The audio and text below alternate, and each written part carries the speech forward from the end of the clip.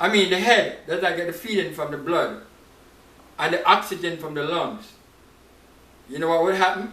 In a short while, his head would be done, go dizzy, and it's gone. The brain would just conk out. That's it. So the heart sends it to the lungs, and then afterwards to the rest of the body. So it gets oxygenated, and it goes around. It needs the oxygen, needs the heart. So all the men with their arrogance about talking about the head, realize that the head is not going to work except it gets the body. And as God has made the head and the body together, they work together. So men are obsessed with this thing about being the head, and so they ignore the woman and say, well, of course, well, when I give the order, she must obey. But suppose the blood cut off from here to the head, then you would try to be giving orders, and you can't even think, and everything would just conk out. And that's what happens a lot of times in marriages, right? Because things not related right after a while, like the wife losing body, stop sending oxygen and blood to the brain, to the head. And so the head can't operate. Okay? They're not working together. And God requires them to work together. So Jesus has spoken about the bride, and the Bible speaks about the bride and the ornament and the garment and the relationship that there must be between the husband and the wife is a symbol of Christ and His church. Right? And the scripture said, the man give himself for his own wife. No man hated his own flesh. My God, how many marriages really working like that? How many? Right? Because marriage is sometimes just a matter of having sex. And I'm going to talk about some more about that in my next study next week. But people have put so much emphasis on this, saying that, and even the church, they're so lost. They tell the people like, well, it's unrighteous for you to have sex if you're not married. So they say, well, if that's what I need, I'll go get married. But do you tell them what this marriage means? What they're getting into? You tell them what it means? Or you tell them, well, you should have money to buy a house, and maybe you should have this, maybe not buy a house necessarily, but a place to live, and all these other things. But do you line it up with salvation and the bride of Christ? And let them see the seriousness of it. So that you understand what you expect a man to relate to his wife as Jesus, as God. That's a serious responsibility. Right? And for the woman to expect that from you, that you are representing God, is a serious thing. But that's not what is happening. Because they don't understand that there's going to come a time when the bridegroom is going to come and knock. And when he knocks, he's not going to stand up there waiting. Nobody likes to do that. Right? If your wife is at home, you expect her to answer when you knock on the door. And if you don't see it, you'll be looking like, so what's going on inside there? Why is she not answering the door? Right? You think Jesus is going to be out there saying like, why not answering the door? Right? No. He won't make time for that. He said, because this is a symbol. He's knocking on the door right now. And he's saying, get ready, I'm coming. Right? He's knocking now. Behold, I stand at the door and knock. Right? He said, I'm knocking now. Make sure inside is ready, that I'll be able to come in. I'll be able to come in. And this is very serious, because I said the signs that tell us coming are showing all over. I'm going to look at one more scripture here in Revelation. And it says, John spoke about what he saw in the vision. And he said, and I, Revelation 21 verse 1, he said, and I saw a new heaven and a new earth, For the first heaven and the first earth were passed away, and there was no more sea. And verse 2, and I, John, saw the holy city, New Jerusalem, coming down from God out of heaven, prepared as a bride adorned for her husband. So there it is. Tells you. Right? That God has something prepared for us. Okay? And he said it's like a bride adorned for her husband. And so a bride must be adorned. A bride can't just look shabby. Right? As I said, the bride is the center. Even today, we're having problems. Even today, when we think of salvation, as I said, I asked a couple questions there. It says, there's no event more fascinating than a wedding. And there's a reason why. Right? There's a reason why. Because this whole thing about the wedding points to the wedding between Christ and his church. And people don't seem to understand that. So the bride is the center of everything. Right? You know, it's when the bride comes and they say, everybody should stand. Respect for the bride. Okay? And the groom is there standing. He has to stand too. Right? Of course, he's inside already. Usually that's how it goes. And he said, everybody stand for the bride. The bride is here. The father's going to bring her up as somebody. And the bride is here. Okay? The bride is the center of it. Okay? And nothing more fascinating. And everybody wants to see what she looks like. Right? She might be wearing a veil. Or nowadays, weddings are different. And you might not even be able to see exactly who she is. But most of the people out there know who the bride is already. Okay? But they expect that she's going to come up wearing some clothes that they normally see her in and some normal thing. No! They expect something really elegant. Right? Elegant.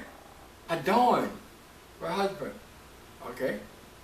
And so, some weddings, the husband, when he see the wife coming, he goes and takes her from her daddy and bring her up, right? And when he's supposed to see her, he's supposed to just see like just beauty, right? Beauty, right? And a woman sometimes, of course, well, as I said, but you don't be dressed in a way that maybe when he see you, he's like, his face is gonna like, because believe me, the camera is gonna catch that. Oh Lord have mercy. The camera is gonna catch that. I mean, if he's gonna, what? The camera is gonna catch it. Gonna ruin the whole thing. So like, because you might think that, okay, you wore what you wanted and you felt good about it, but the bridegroom might feel happy at what you're wearing. And this is what is happening in church today. Bridegroom not happy with it. And I asked another question. I said, would you say that women might better understand how to serve God? Because to them is given the right, the gift of being a bride. And I didn't talk to any woman about it, but I wrote the question there. I wouldn't mind if some of you respond to it, right, and tell me what you think. It's an awesome question. Because the thing is that to you as a woman, you are naturally gifted to be a bride. So you should understand, I think you should understand very well what is to prepare yourself for the bridegroom, even Christ. And I said to myself, it might be true, right? Because you notice how often women, their hearts are broken and they give themselves to Christ. They want to serve God, right? They want to serve God, right? Sometimes their husbands are resisting against God. Sometimes they even still come to church too. But their husbands, sometimes their hearts are very hard. Very hard, I'm telling you. So when a man really decides to serve God seriously, he will. But generally speaking, so many of them are just playing around. And they don't understand this whole responsibility of representing Christ. Right? Being a head, the head cannot go on without the body. Right? The heart of your marriage will be with your wife. I never said that before. Okay? Because the heart is not in the head. What keeps the marriage flowing, the blood, will be with your wife. Right? So I'm saying, the lungs, right, keep the marriage, keep the body with air, thing that is in the body, not in the head, man. Get it? Okay? So don't think the head is about like giving orders and whatever your head, okay? It cannot operate without, one cannot operate without the other. Right? Just get it. And I'm saying, I don't know if the woman really how they feel about this, but I think that it's just something that I said, a question when you think about it. You should understand what it is to prepare yourself. Because you know that if you ever get engaged and you know, well, you're going to get married, you're going to go all out, I'm telling you. Right? Because I mean, you have seen weddings before, you have seen brides before, you have seen all manner of things before. Because from your little girl, you've been seeing those things, dressed up in pretty dress sometimes and all that. And you've seen all of those things and you're going to go all out, right, for your husband. Okay? So, you must have an idea of what your husband would love. Okay? So as I said to you, don't be dressed in something that will make his face drop, you know, when he sees you. When he sees you, his face is supposed to like you want to pass out, right? That kind of thing. Like, wow. Yeah, that kind of thing. That's the kind of thing you want. Right? And, I mean, if it's even tears or whatever, you know, the emotion is going to be strong when you come together, right? It's going to be strong, okay? And that emotion that's there, you're going to take it from that church or wherever, if it's even at courthouse or whatever, you get married, you must take that emotion, that strong emotion with you through the marriage. And it will get stronger and stronger and stronger. That's what the relationship between Christ and his church is and the bride. So it gets stronger and stronger and stronger and stronger. That's what it is. That's what it is. Right? There was one more question. As I said to you, when I asked him, what's the last thing you want to do? Or you want to get done before your wedding? If it's an event, or it's a choice. You know, many years ago, when I found out that they had a thing which is called a bachelor's party, I was stunned. I said, what is a bachelor's party anyway?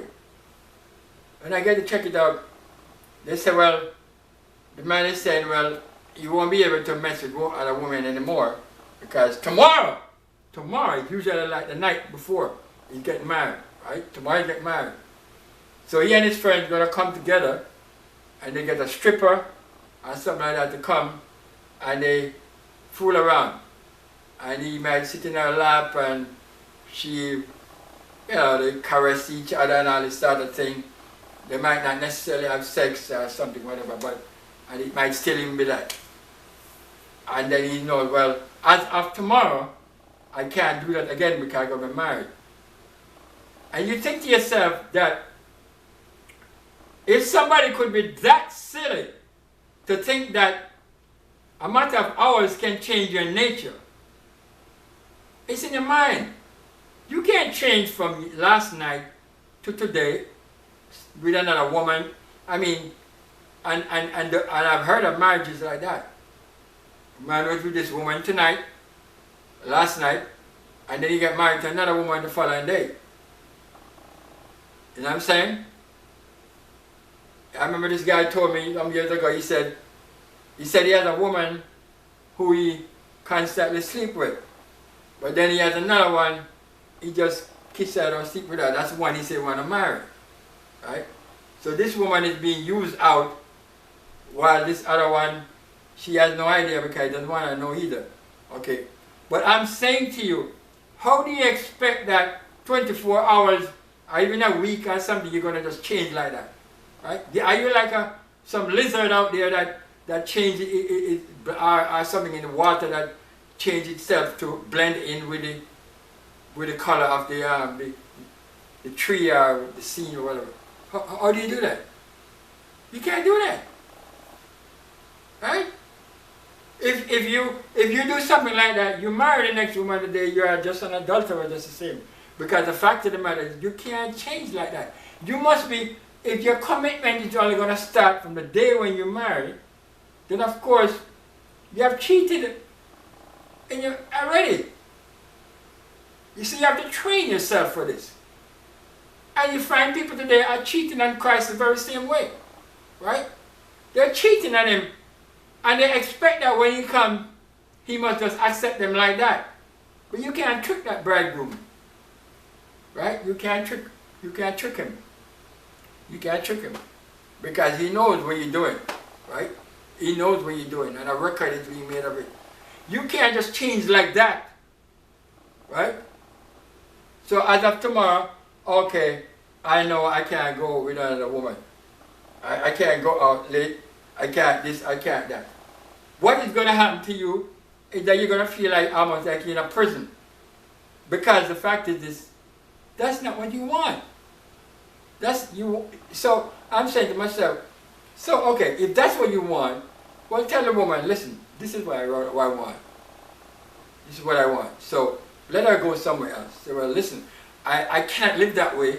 I'm a person who, I'm promiscuous. I can't just, I can't resist. So she understands what she's getting into.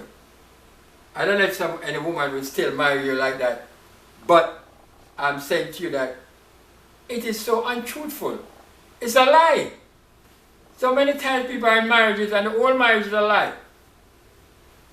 They go to church together, yes, but it's a lie.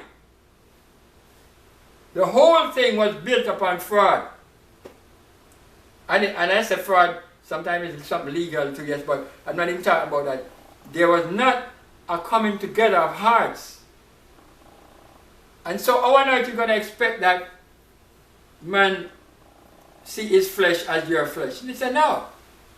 I mean, I don't care what she want to do. I mean, she go her way, I go my way. I mean, when time comes, we go into bed and we can be together, because they say that is what makes you one flesh. You have sex. And your minds and your hearts are going two different directions. All of these games people have been playing in their minds and earth because they do not understand. And some of them are saying, well, I mean, I don't care about God. I mean, even people who don't care about God, they want to get married. Right? They don't care about the word of God to get married. So marriage today is a big sham, I'm telling you about. And people don't care about God, what you get married about. Do you understand what this marriage thing is about? That God set it up from the beginning to train us for something that is to come. That's what he set it up for. It's a school we're in. And one day we're going to graduate from the school. Something we're learning. It's training us for something to come. You see? So sometimes the Bible talks about a woman reverence her husband and respect her husband, right? And that's another problem sometimes. Women sometimes don't respect their husband, and sometimes men are demanding respect, and I believe woman must respect and man must respect, right? It works both ways, you work together, right? So you want to work together. As the train which is on the track, right? One track is not more important than the other. As I said to you, and I never thought about this before, the Lord is telling me now, that you are the head in the home, yes, but your head cannot work unless it gets fed. Okay? You're the head, but you need to be fed. And where does your food come from? The body. Stomach, turn the blood, the heart, the lungs, before it can come to the head. So the head has to be fed. I guess maybe that's why most times the woman making the meals, right? And feeding the husband. The head, but I'm saying more so, the head has to be fed. Okay? So the head has to be careful to respect the body, okay? Because he's not treating the body right, you might get things just cut off. So that's a lot talking about marriage, I'm telling you, man. But I'm saying to you, if people would understand that there is a bride of Christ, that one day Jesus is going to come, there's going to be a wedding, right? And you must be able to open to him immediately. He said he's going to come as a thief in the night, and an hour that you think not, he's going to come. And if there's anything else I want you to meditate on about this, it's about the hour that as you think not, that your bridegroom is going to come. Don't just say Jesus is going to come. Put away that, man. Put away that. We have heard too much of that. That's why people sometimes don't even understand. Your bridegroom is not just Jesus going to come. That's why some people are going to be terror for them. Because they're seeing him as the Lion of the tribe of Judah. I mean he's going to come with judgment. And so that's all they think about. But for you who are the church, you're not seeing no judgment about that. You're seeing him as your bridegroom. Okay? You know what I'm saying? Yeah. You know, you have a husband who's a police officer. When a criminal or somebody sees him out there, he's a terror because they figure, well, he's going to lock me up or do something. But to you, it's your husband. Right? No terror to you. When he comes to your house, you can, okay? So I'm just saying to you, it's your bridegroom that is coming. Be ready for your bridegroom. Woman, be ready for your bridegroom. Go all out to be ready. Find out everything about him that he likes and the things you don't find a woman marrying her husband and she don't like what his favorite dish, right? What his favorite color, his favorite this, and how he likes certain things about it. She knows all these things and she figured them out. And women are smart, they figure these things out quickly. And they read you up on all these things and read you up and look into you and they understand a lot about you sometimes before you can even say anything, right? And they say, okay, I like that about him, I like that, that looks good, right? I like that. And something gravitates, and there's a connection, right? There's a connection, right? So when you think about your bridegroom, you must see the connection. You love the things he's asking you to do, and you want to do the things to please him. As I mentioned that, that talk about the song that I wrote this week, a few days ago, which I'm going to sing shortly, right? I'm going to sing later on and put it that way. So you want to be like him, right? And you want to be together, right? You want to be together, right? You're going to learn things from your bridegroom, right? Now, today, you find sometimes, as I said, even in a natural sense, the bridegroom is learning from the bride, okay, in a natural marriage, they're learning from each other, right? And in your relationship with Christ, he knows about things, but you tell him things about yourself, right? You tell him like, well, Lord, this hurts, I don't feel good. And you say to you, okay, what do you want me to do? You say, well, Lord, if you take this away from me, or help me with so and so, I wanted this to accomplish this. And he might tell you, okay, I'll do it. I might say to you, well, I don't think that's the best thing for you, okay? And whatever he says to you, you respect him, because he's the head, right? You respect what he said, his decision, all right? And you don't get to the point where you want to cut him off, which is what happens in marriages, where or they're not on speaking terms, and they're not talking to each other, right? Or they sleep head and tail, right? One sleep in the sofa, one in the bed. One in the bed, one in the sofa. One sleep upstairs, one downstairs, right? That's the other thing. I sleep in the car, for that matter. Okay? You know what I'm saying? And some people think that the fighting and all this other thing in the marriage is good because they said when you make up, it feels so good, and you make love and you feel so good. But I'm saying to you, avoid the fighting. Because that's like when you're building a house and you tear it down, and you have to build again, and you tear it down and build again. So how are you going to reach to the top if you keep tearing down and have to build again?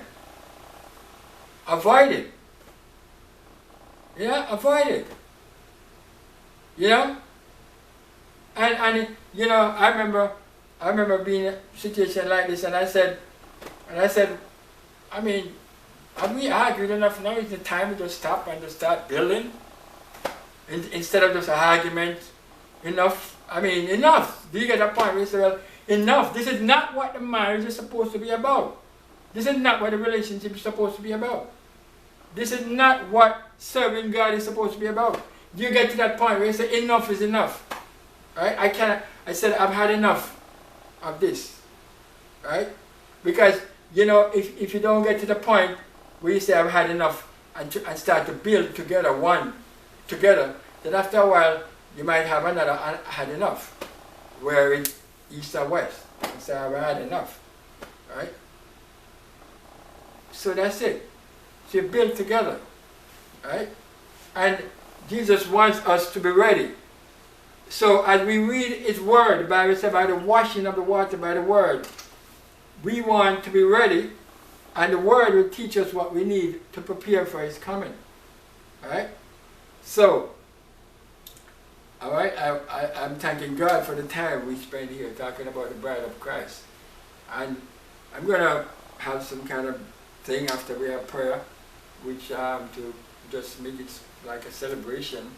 Because as I said, we have to start to celebrate from now, right? Yeah, you have to start to feel it, you know? I mean, the wedding is coming up. I mean, you start to feel it. I mean, somebody asked me one time when my sister was getting married, she said, how is your sister? I said, so I said, is she having the jitters, you know? Because butterflies in the stomach and all this kind of thing. And, you know, sometimes when you go, it's like all the preparation, but sometimes you can't even talk, or your speech gone and you don't even know what's, and people are watching, and all this, I mean, although most of them you know, but I mean, it's just so much, right? I remember this girl I worked in an office, she worked, and she had a picture of her wedding, and she was all in tears, and I know that she loved very deeply whoever she's married. That's why just tears coming down her face. I'm saying, you know, tears of joy, because the moment, okay? But I'm saying to you, because you anticipated it, right? As I said, as you hear me write about, don't be in an indefinite relationship that doesn't go anywhere. When some people are in like that and they have to pretend that they are the wife or they are the woman. Because if the man be in an indefinite relationship, then that's exactly what it's going to be.